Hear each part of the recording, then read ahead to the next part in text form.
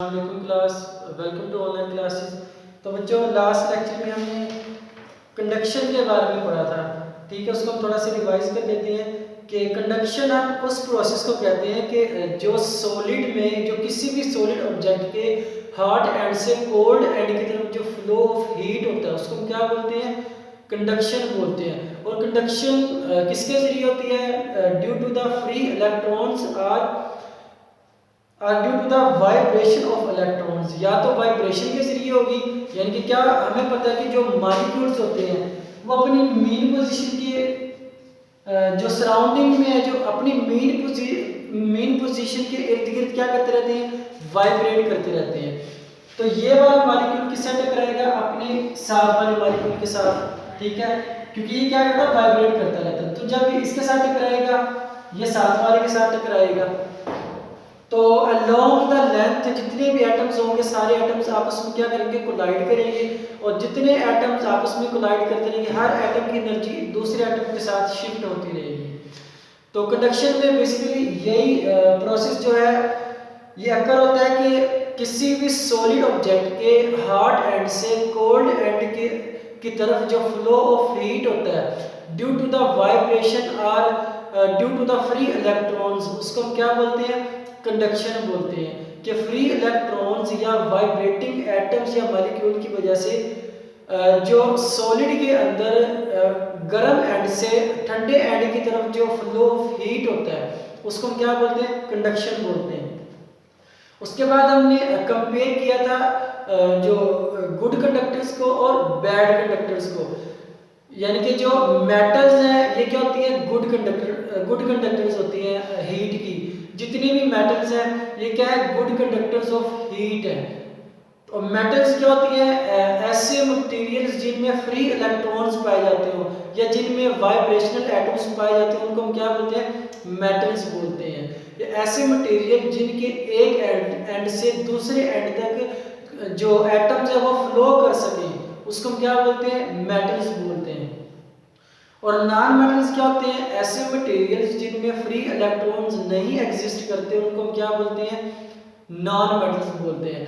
तो जो मेटल्स हैं these are the good conductors of heat, और जो नॉन मेटल्स हैं these are the bad conductors of heat. उसके बाद हमने एग्जांपल से देखी थी जो बैड कंडक्टर्स हैं इनको हम इंसुलेटर भी बोलते हैं। इंसुलेटर क्या होते हैं? कि ऐसे मटेरियल्स जिनमें कंडक्शन एग्जिस्ट नहीं करती या जिनमें से इलेक्ट्रॉन्स पास नहीं कर सकते उन मटेरियल्स को क्या बोलते हैं? इंसुलेटर्स बोलते हैं। इंसुलेटर की एग्जांपल क्या थी? रबड़, glass, wool, cotton, these are the examples of insulators. और इनको बैड कंडक्टर्स भी बोलते हैं कि ये जो कंडक्शन के ये क्या है? बैड मटेरियल्स हैं। इनमें से जो है हीट फ्लो नहीं कर सकती क्योंकि इनमें फ्री इलेक्ट्रॉन्स या वाइब्रेटिंग इलेक्ट्रॉन्स या वाइब्रेटिंग एटम्स एग्जिस्ट नहीं करते। तो आज का जो हमारा न्यू टॉपिक है वो है थर्मल कंडक्टिविटी। तो ये भी बेसिकली कंडक्शन के रिलेटेड है। इसमें हम डिस्कस करेंगे कि जो कंडक्शन है वो किस पे डिपेंड करती है। ठीक है,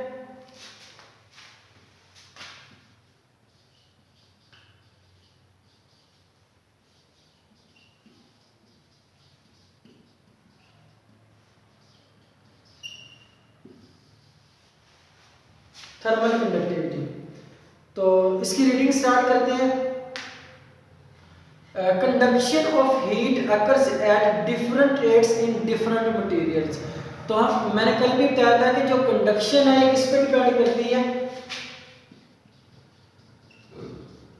जो कंडक्शन है दैट इज डिपेंड्स अपॉन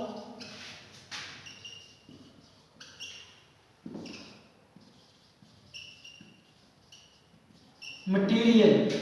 कि जो हम मटेरियल यूज कर रहे हैं कंडक्शन के लिए वो कौन सा मटेरियल है?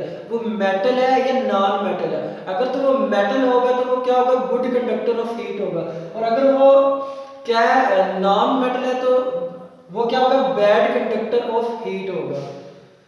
तो कंडक्शन डिपेंड्स अपॉन मटेरियल।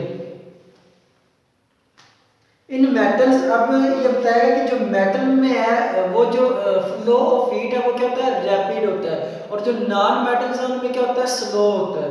यानी कि rate of flow of heat non metals में क्या होता है, स्लो होता है।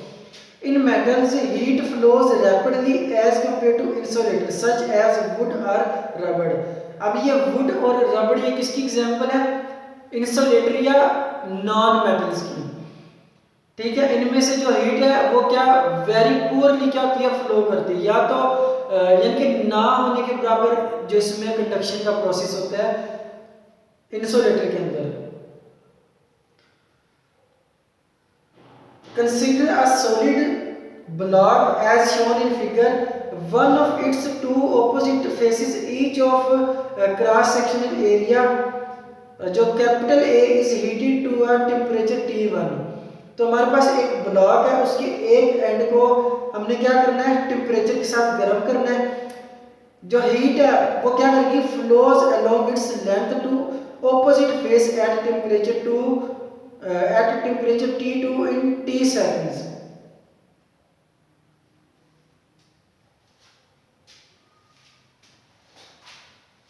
तो फॉर एग्जांपल कोई भी हमारे पास एक ब्लॉक है, ठीक है, इसके एक एंड को हमने क्या करना है, गर्म करना है। फॉर एग्जांपल इसका जो एरिया है ये वाला ए है और ये वाला स्मॉल ए है, ठीक है। इस एंड को हमने क्या करना है, हीट अप करना स्टार्ट कर देना है, यानी कि इसको हमने T1 टेम्परेचर इसको क्या करना है, सप्लाई करना है। तो जैसे हम इसको टेम्परेचर प्रोवाइड करेंगे तो इसके एटम क्या करेंगे, एनर्जी एब्जॉर्ब करेंगे। हमें पता है कि जो ये ब्लॉक है किससे मिलके बना है, एटम से मिलके बना है। तो जब हम इसको टेम्परेचर प्रोवाइड करेंगे तो ये एटम टेम्परेचर से क्या करेंगे, एनर्जी एब्जॉर्ब करेंगे। तो एनर्जी एब्जॉर्ब करके ये क्या करना शुरू कर देंगे, वाइब्रेट करना स्टार्ट कर देंगे। चारों डायरेक्शन में ये क्या करना स्टार्ट कर देंगे, वाइब्रेट करना स्टार्ट कर देंगे। ये एटम इसके साथ भी टकराएगा, इसके साथ भी टकराएगा, ऊपर भी टकराएगा और नीचे भी। तो जब ये वाइब्रेट करेंगे तो ये आपस में क्या करेंगे, ये कोलाइड करेंगे। ये वाला इसके साथ टकराएगा, ये वाला इसके साथ, ये वाला इसके साथ, ये वाला इसके साथ, ये इसके साथ भी, इसके साथ भी, इसके साथ भी और इसके साथ भी, और ये आपस में टकराएंगे। तो जैसे जैसे ये आपस में टकराते जाएंगे तो इनकी एनर्जी साथ वाले की जो साथ वाला एटम है उस पर ट्रांसफर होती जाएगी।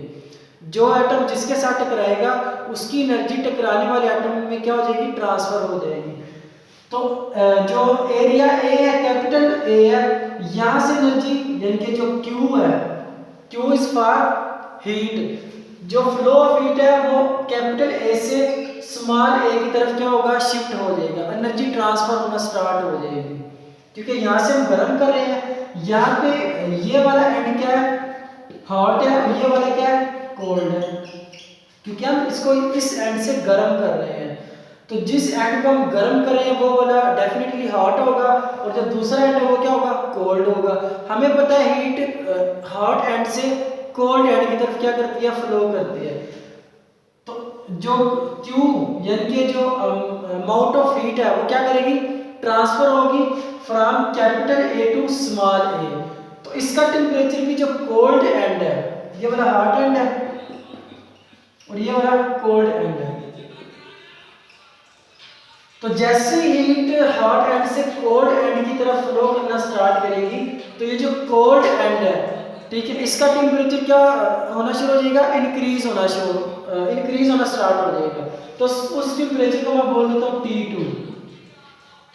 इस एंड का टेम्परेचर T1 है और इस एंड का टेम्परेचर क्या है, T2 है। तो जब तक हम इसको एनर्जी प्रोवाइड करते रहेंगे इस एंड को, तो हीट फ्लो करती रहेगी टूवर्ड्स द कोल्ड एंड।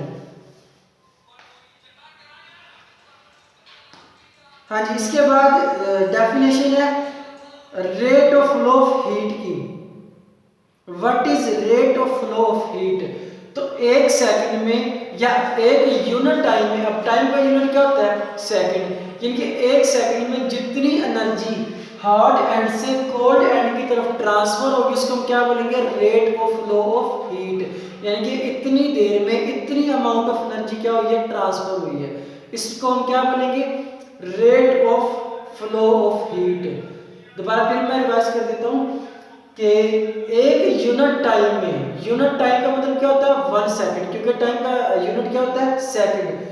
तो एक सेकंड में जितनी अमाउंट ऑफ हीट क्या होगी हॉट एंड से कोल्ड एंड की तरफ ट्रांसफर होगी, उसको हम क्या बोलेंगे rate of flow of heat, यानी कि इतनी देर में इतनी एनर्जी ट्रांसफर हुई है, तो इस रेशियो को हम क्या बोलेंगे rate of flow of heat बोलेंगे। इसकी मैथमेटिकल फॉर्म क्या है?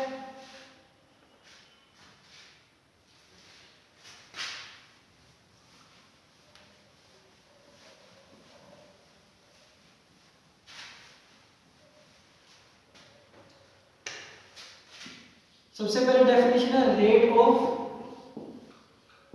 Flow of heat. ये क्या होता है? Amount of energy transfer in a unit time, amount of energy transfer in a unit time, कि एक सेकंड में जितनी एनर्जी ट्रांसफर हुई है हॉट एंड से कोल्ड एंड की तरफ, तो उसको हम क्या बोलेंगे rate of flow of heat. Energy या इसको हीट लिख लें,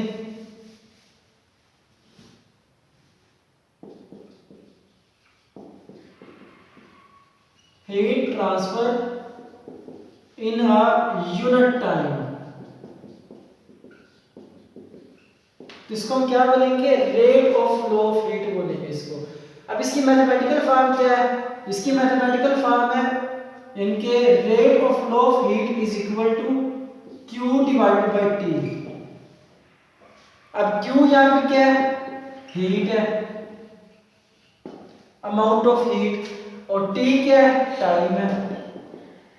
तो इसका क्या मतलब है कि एक सेकंड में जितनी अमाउंट ऑफ हीट फ्लो करेगी उसको हम क्या बोलेंगे rate of flow of heat. एक सेकंड में जितनी अमाउंट ऑफ हीट ट्रांसफर होगी from hot end to cold end उसको हम क्या बोलेंगे rate of flow of heat.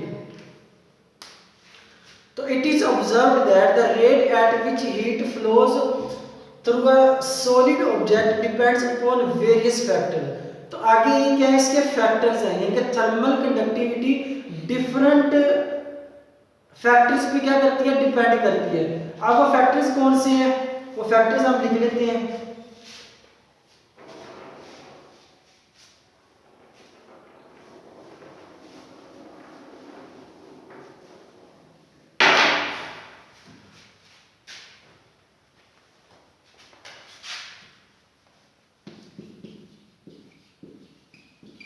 Factors, पहला फैक्टर क्या है क्रॉस सेक्शनल एरिया, कि जिस मटेरियल में से हीट फ्लो कर रही है उसका क्रॉस सेक्शनल एरिया कितना है। पहला फैक्टर क्रॉस सेक्शनल एरिया।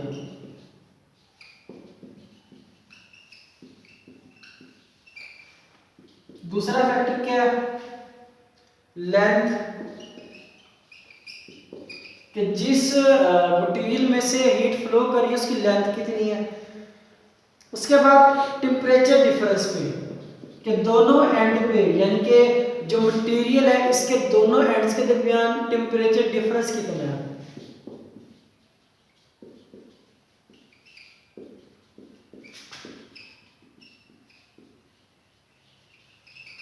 तो इसकी डिटेल इंशाल्लाह हम नेक्स्ट लेक्चर में पढ़ेंगे। तो इसको तैयार कीजिए, आपने थर्मल कंडक्टिविटी को पढ़ना है फैक्टर्स तक, इनकी डिटेल इंशाल्लाह हम नेक्स्ट लेक्चर में डिस्कस करेंगे। अल्लाह हाफिज़।